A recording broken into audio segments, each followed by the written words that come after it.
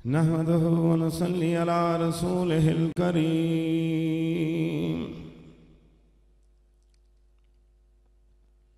अम्मा बाद फ़अऊज़ु बिल्लाहि मिनश शैतानिर रजीम।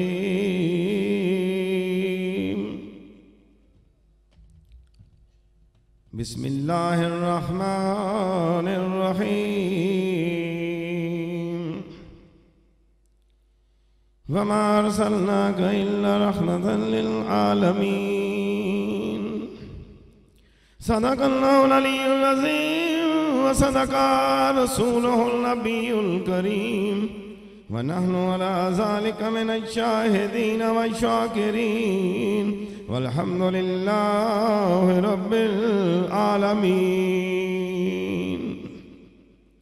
वक़ाल अल्लाहु तबारक व तआला फ़ी शान हबीबिही इन्नल्लाह व मलाइकतहु युसल्लूना अलन नबी या अय्युहल्लज़ीना आमनू सल्लु अलैहि व सल्लिमू तस्लीमा। अल्लाहुम्मा सल्लि अला सय्यदिना व मौलाना मुहम्मदिन व अला आलि सय्यदिना व मौलाना मुहम्मदिन व बारिक व सल्लिम। अस्सलातु वस्सलामु अलैका या सय्यदी या रसूलल्लाह व अला आलिका व अस्हाबिका या सय्यदी या हबीबल्लाह। अस्सलातु वस्सलामु अलैका या सय्यदी या नबी अल्लाह व अला आलिका व अस्हाबिका या सय्यदी या रहमतन लिल आलमीन। तमाम तारीफें अल्लाह रब्बुल आलमीन की जो तमाम मखलूकात को पैदा करने वाला है। दुरूद व सलाम हजूर सल्लल्लाहु तआला अलैहि वसल्लम पर, आपकी अहले बैत अतहार, आपकी अज़वाज मुत्तहरात और आपके जानसार सहाबा रिज़वानुल्लाह ताला अजमईन पर दुरूद व सलाम। अल्लाहुम्मा सल्लि अला मुहम्मदिन व अला आलि मुहम्मदिन व बारिक व सल्लिम। सुब्हानल्लाहि व बिहम्दिही सुब्हानल्लाहिल अज़ीम। इंतहाई वाजिबुल एहतराम सदात उज़्ज़ाम आशिकान मुस्तफ़ा सल्लल्लाहु अलैहि वसल्लम, बहुत ही मुख्तसर वक्त है। यकीनन आपने बहुत ज़्यादा हाज़री दी यहाँ पर और तमाम नातें आपने सुनी, आशिकों को सुना। और नदीम अवान साहब का मैं बेहद ममनून व मशकूर हूँ। हमारे भाई हैं और बड़ी मोहब्बत करते हैं। आज झावरा का इजलास था, 4 तारीख के लिए मीटिंग का था। खादम रिजवी साहब से खुसूसी मैंने गुजारिश की कि मैं वहाँ पे, साथियों ने मुझे दावत दी है। मैं अभी लाहौर से आज ही लाहौर के दौरे से वापस आया हूँ, क्योंकि हमने इनको पता भी है मेरे बहनोई फौत हो गए थे। मैं महफिल से मैं उठ के चला गया था और बस उनको तदफीन की और मैं लाहौर चला गया, क्योंकि लाहौर में सालाना प्रोग्राम इसका न्यू ईयर नाइट के हवाले से उन्होंने प्रोग्राम रखा हुआ था। पंजाब यूनिवर्सिटी के स्टूडेंट, क्योंकि मैं भी पंजाब यूनिवर्सिटी से मैंने पढ़ा है और मुझे उससे बड़ी मोहब्बत है, और उस स्टूडेंट्स की दावत पे मैं वहाँ पर गया और मुझे उस इलाके में दावत दी गई जो लाहौर का इकबाल टाउन का इलाका है, जहाँ पे कादियानी रहते हैं। यानी जहाँ पे क़िबला शाह साहब मेरा प्रोग्राम था, उसकी बैक साइड पे कादियानियों का गढ़ था। और मेरे एक साथी ने मुझे कहा कि जी ज़रा होश के साथ यहाँ पे गुफ्तगू करनी है, ख़तरा भी है। मैंने कहा हजूर की मोहब्बत में हमें होश नहीं रहता। अगर डर के तकरीर करनी है फिर मनसब को छोड़ दें, फिर इस पे बैठ के क्या करना है भाई। दोस्तों, पैगाम है ये ख़िताब नहीं है। मैं तो खुद आज सुनने आया था, क़िबला शाह साहब को सुनना था। बड़े अरसे से मेरी उम्मीद थी और तो यहाँ पे थी कि कोई अल्लाह करे कि ऐसा माहौल बन जाए, क्योंकि ये भी ख़तीब आज़म है और ये हमारा इकट्ठ नहीं होता। इत्तेफाक पिछली दफ़ा हुआ और मैं उठ के चला गया। आज फिर जो है ना जी, मुझे आपने ये जिम्मेदारी दे दी, वरना मैंने शाह साहब को सुनना था। देखिए जी, मसला जो है हजूर सल्लल्लाहु अलैहि वसल्लम की मोहब्बत की बात है। मैंने बिल्कुल आसान और सादा गुफ्तगू आपके सामने करनी है और एक पैगाम देके जाना। किबला शाह साहब मौजूद हैं, बंगाली शरीफ का फैज़ आप इससे भूले हुए नहीं हैं, ठीक है। मेरा तो रास्ता भी वही है, वहाँ गुजरते हुए भी सलाम और आते हुए भी सलाम होता है, क्योंकि उन दरों दीवारों से फैज़ निकल रहा है। तो मेरे दोस्तों, हजूर की मोहब्बत, मुझ पे सवाल हुआ कि भाई ये जो लोग फैजाबाद बैठे हैं, ये क्यों बैठे हुए हैं, ये क्यों बैठे हैं? मैंने कहा तुझे नहीं पता? कहता है मुझे नहीं पता।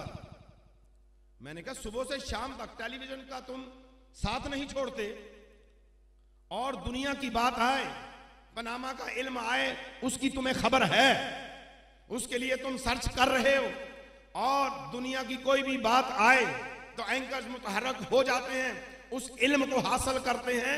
तुम्हें क्यों नहीं खबर कि ये जनून और ये इश्क फैजाबाद पुल पे आया क्यों है? मैंने वो सफ़हात पढ़े हैं, 300 सफ़हात पे मुश्तमिल वो मुसद्दा जो पाकिस्तान के 73 के आइन के बाद जो पाकिस्तान की असेंबली के अंदर कादियानियों के लिए हमारे आइमा अहले सुन्नत ने जो बिल पेश किया था कि पाकिस्तान की जमीन पाक है, पाकिस्तान का खित्ता जो है ये आकाए दो जहां सल्लल्लाहु अलैहि वसल्लम के वसीले से मिला है। पाकिस्तान जब अलग हुआ, इंडिया से, भारत से अलग हुआ, दो कौमी नजरिया था। दो कौमी नजरिया क्या था? वो ये था कि पाकिस्तान का मतलब क्या? ला इलाहा इल्लल्लाह। दस्तूर रियासत क्या होगा? मुहम्मदुर रसूलुल्लाह। और दो नजरिया क्या था? नजरिया ये था कि मोहम्मद मुस्तफा के जो गुलाम हैं ये अल्लाह के सामने झुकने वाले हैं, और जो गद्दारे भारत हैं ये पत्थरों के सामने झुकने वाले हैं, हम इनके साथ नहीं रह सकते। मसला ये था, पाकिस्तान को अलग करने का कायदे आजम ने पाकिस्तान को अलग किया। इलामा इकबाल ने जो फिक्र दी, सर सैयद ने जो फिक्र दी, जो हमारे लीडर्स ने वो तवज्जो दी और फिक्र दी, और आइमाए अहले सुन्नत ने इसके ऊपर काम किया, वो ये काम था कि हम हिंदू की जमीन पे, हिंदू की जमीन पर रह के हम ला इलाहा इल्लल्लाह मुहम्मद रसूलुल्लाह आजादी के साथ नहीं बढ़ सकते। हमें ऐसा खित्ता चाहिए, हमें ऐसी सल्तनत चाहिए जिस सल्तनत पे मदीने वाले का राज हो। हमने ऐसी सल्तनत को क्या करना है? ऐसी सल्तनत चाहिए जिस सल्तनत की जमीन से उमर बिन खत्ताब की खिलाफत की खुशबू आती हो। हमने उस सल्तनत को क्या करना है? मैं पाकिस्तान में अभी चकवाल ज़िमनी इलेक्शन हो रहा है, वहां पे दौरा करके आया हूं। 6 तारीख को मेरा वहां पर मेरा बयान भी है उस जगह के ऊपर। पाकिस्तान की हुकूमत ने वो जुल्म किया है, ताजदार खत्म नबूवत की बात हो रही है। पाकिस्तान की हुकूमत ने वो जुल्म किया है, ये जुल्म 2017 की तारीख में लिख दिया गया है। ये कुफ्र जो है पाकिस्तान की तारीख का हिस्सा बन गया है। जब धरने के ऊपर गुफ्तगू हो रही थी, मुझे पैगाम दिया डॉक्टर तारक फजल चौधरी ने, हसन इकबाल ने, कि भाई आप तो इस्लामाबाद में रहते हैं, हमसे बातचीत कर लें। मैंने कहा नहीं, पाकिस्तान के चप्पे चप्पे से आशिकाने मुस्तफा फैजाबाद में आए हैं, और उलमाए उज़्ज़ाम, मशाइखे उज़्ज़ाम फैजाबाद पुल पे बैठे हुए हैं, मसनदों पे बैठने वाले मट्टी नशीन हो गए हैं। तुम्हें खबर ही नहीं है, हम तुम्हारे साथ तुम्हारे ड्राइंग रूम के सोफों में बात नहीं करना चाहते। करनी है तो आ जाओ, इस पुल के ऊपर बात होगी,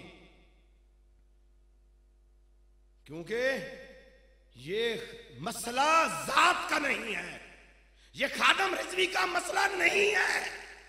अगर कोई समझता है कि बाबा जी का मसला है, नहीं भाई, इस मसले के लिए सबसे पहले आवाज उठाने वाले मेरे सैयदी, मेरे आका, मेरे मुर्शद अबू बकर सिद्दीक रज़ी अल्लाह ताला अन्हु। हमें तो सहाबा ने यह तालीम दी है कि जब अकीदा खत्म नबूवत की बात होगी तो फिर हमने मसनदों पे नहीं बैठना, हमने घरों में नहीं बैठना, हमने अपनी चुदराहट को नहीं देखना। या रसूल अल्लाह सल्लल्लाहु अलैहि वसल्लम, हम निकलेंगे बाहर, हमारी गर्दनें भी हाजिर हैं, हमारे बाजू भी हाजिर हैं। और इन्होंने हमारे नौजवानों को शहीद किया, सिर्फ एक वजीर को हटाना था, एक वजीर को हटाना था। तो मुझे वो कहता है, एंकर मसला क्या है, मुझे समझाओ, मुझे समझाओ मसला क्या है। मैंने कहा सुन ले मसला, कि गुलाम कादियानी बेगैरत ने अपनी किताब के अंदर लिखा है कि मैं नबी हूं, और उसने एक नहीं 9 नबियों के नाम लेके कहा है कि वो सिफ्तें मुझ में पाई जाती हैं। और आखिर में कहता है कि मैं नबी हूं और आखिरी नबी हूं। वमा अरसलनाका इल्ला रहमतल लिल आलमीन की जो आयत है, ये मेरे लिए नाज़िल हुई है, मेरे लिए उतरी है। और फिर आखिर में वो कहता है, जो बंदा मुझको नहीं मानेगा या जो मुसलमान मुझको नहीं मानेंगे, उनकी माएं कंजरियां हैं। जिम्मेदारी के साथ बात कर रहा हूं, खत्म नबूवत का मसला है। मैंने कहा बता एंकर, क्या तेरी मां कंजरी है? कहता है नहीं। मैंने कहा क्यों अपनी मां को गाली निकाल रहा है, क्यों अपनी मां को बेगैरत बना रहा है? अगर हलाली है तो फिर आज बता दे, ताजदारे खत्म नबूवत। थोड़े से बंदे हैं, 3 दफा कहना है, 3 दफा ताजदारे खत्म नबूवत, जिंदाबाद जिंदाबाद जिंदाबाद। फिर सब दुआ करेंगे, खाली कोई भी नहीं जाएगा इंशाल्लाह, झोलियां भर के जाएंगे। ताजदारे खत्म नबूवत, ताजदारे खत्म नबूवत, ताजदारे खत्म नबूवत। पता चला गुलाम कादियानी का, इसने मुसलमानों की मां को गाली निकाली है। मैं यूं कहता चलूं, मशकूर तक मेरी कैसेट गई, बड़ा तड़पा है, बड़े बकवास किए। मैंने कहा नहीं, जो कुत्ते कादियानी को नहीं मानते, इनकी माएं कंजलियां नहीं है, इनकी माएं मुस्तफा का कुर्ब वाली है, इनकी माओं का दूध पाकीज़ा है। ये हलाल वाले हैं कादियानी, तुम हराम वाले हो।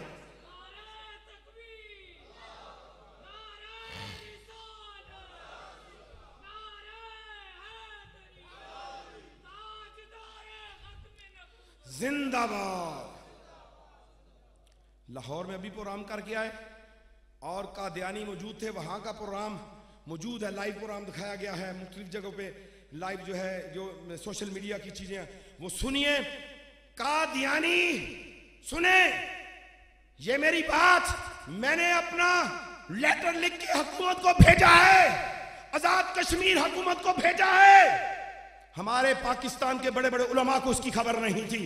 जब मैंने नकाब कुशाई की इस मसले के ऊपर, नदीम अवान साहब, कि पाकिस्तान की असेंबली में कादियानी गैर मुस्लिम हो गया है और गैर मुस्लिम है, और ये कुत्ता क़यामत तक ये गैर मुस्लिम है, ये कहते हैं जी अमन की बात करें। हाँ हम अमन की बात करते हैं, क्योंकि पाकिस्तान में हिंदू रहता है लेकिन वो कहता है मैं काफिर हूं, हमने मान लिया। पाकिस्तान में ईसाई रहता है, वो कहता है मैं काफिर हूं, हमने मान लिया। पाकिस्तान में सिख रहते हैं, वो कहते हैं हम काफिर हैं, हमने मान लिया, हमने मान लिया। हमने उन्हें नेशनैलिटी दी, हमने उन्हें पाकिस्तानी कार्ड इशू किया, हमने उन्हें अपनी इबादत गांव के अंदर इबादत का हक दिया। हमने आज तक ईसाइयों को बुरा नहीं कहा इसलिए कि वो कहते हैं हम काफिर हैं। हमने सिखों को बुरा नहीं कहा इसलिए कि वो कहते हैं कि हम काफिर हैं। भाई कादियानियों को हम इसलिए बुरा कहते हैं, ये बदबख्त काफिर हो के अपने आप को कहते हैं हम मुसलमान हैं। यही तो राना सनाउल्लाह ने कहा था कि ये हमारे बहन भाई हैं। भाई तुम्हारे बहन भाई होंगे, हमारे बहन भाई नहीं, हमारे भाई ये हैं, हमारे भाई ये हैं, हमारे भाई हजूर के आशिक हैं, हमारे भाई खातमुन नबिय्यीन का अकीदा रखने वाले हैं। कादियानी हमारे भाई नहीं हो सकते, किसी सूरत में नहीं है हमारे भाई। तो ये होश के नाखन ले। और इन्होंने पाकिस्तान के कानून को तब्दील करने की कोशिश की। सुनिए, कश्मीर में अभी तक उस असेंबली के अंदर कादियानी को काफिर करार नहीं दिया गया। पता है आपको? नहीं पता? सुने, मैंने मसला उठा के पाकिस्तान की असेंबली में पहुंचा दिया है। पाकिस्तान की असेंबली में जो साजिश पड़ रही थी नून लीग के नीचे, वो क्या थी कि ये नारा जो लगाते हैं इसमें मोदी भी शामिल है, नवाज शरीफ भी शामिल है, इसमें भारत भी शामिल है, इसमें अमेरिका भी शामिल है, इसमें कादियानी भी शामिल है। क्या मसला था? मसला ये है कि पाकिस्तान, हम नारा लगाते हैं कश्मीर बनेगा पाकिस्तान, लेकिन इन्होंने नारा कोई और लगाया है। एक हदीस मुबारक का मफहूम है जिसे मैं मुख्तसर चीज में कह रहा हूं कि जो भूखा होता है ना, भूखा, वो कुफर के बड़े करीब पहुंचा होता है, बड़ा खतरा होता है उसे। जिसके कपड़े नहीं होते, खाने पीने के लिए नहीं होता। इस बदबख्त ने मेरे सगीर पाक व हिंद के अंदर 313 की लिस्ट देकर अंग्रेजों को कहा इनको नौकरियां दे, अगर इनको नौकरियां ना मिली तो मैं आपके गुण कैसे गाऊंगा, मैं आपकी बात को आगे कैसे पहुंचाऊंगा। जिस तरह उन लोगों को नौकरियां दिलाई, इसी तरह कश्मीर के अंदर यह काम हुआ। कश्मीर में गरीबों को नौकरियां दिलाई गई, गरीबों को कादियानी बनाया गया, भूखों को कादियानी बनाया गया। हमारे पास फरिश्ते हैं, हम उनके नाम जानते हैं जिनको खरीद के इन्होंने कादियानी बनाया है। और कादियानी इस मामले में खुश हैं कि हम अगले इन 2 इलेक्शन के अंदर पाकिस्तान के अंदर कश्मीर का हिस्सा नहीं बनने देंगे, बल्कि कश्मीर बनेगा कादियान के नारे लगा रहे हैं।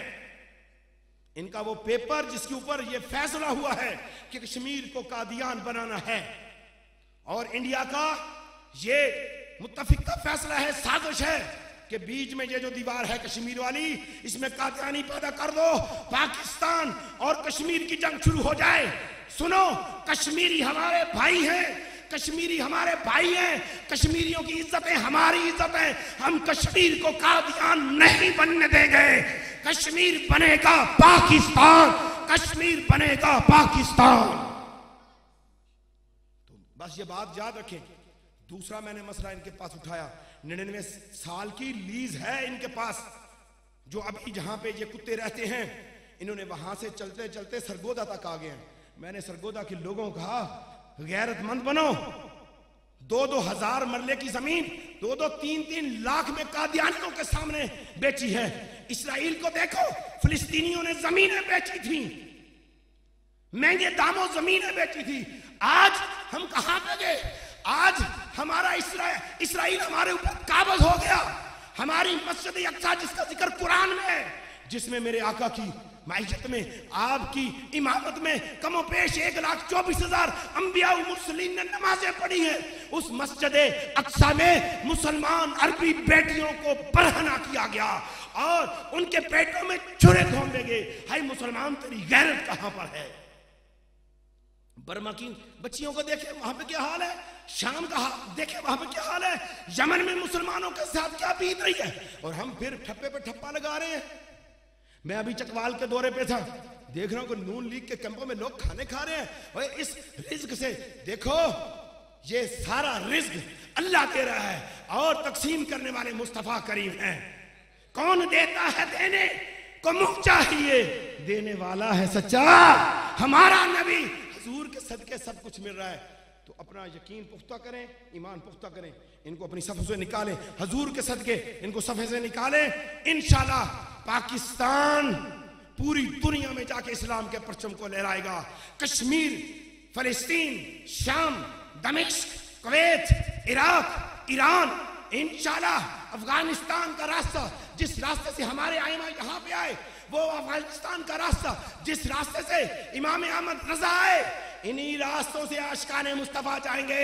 यूरोप को नीस्तो नाबूद कर देंगे, ईवान यूरोप पे नबी के झंडे को लहरा देंगे, फिर मिलके कहेंगे नबी का झंडा अमन का झंडा, नबी का झंडा अमन।